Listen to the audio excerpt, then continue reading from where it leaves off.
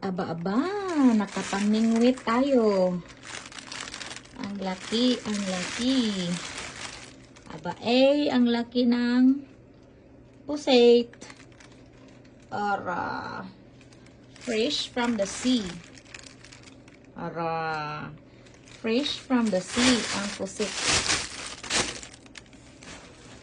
Wala, ang laki.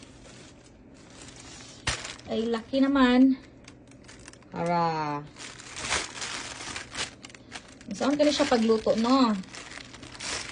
Masay maayong pagkaluto, ani. Dako kayo. Fresh from the sea. Nakapamingwit. Saan siya pagluto? Comment below. Saan siya pagluto? Unsay lami nga pagkaluto, ani. Kay magluto taog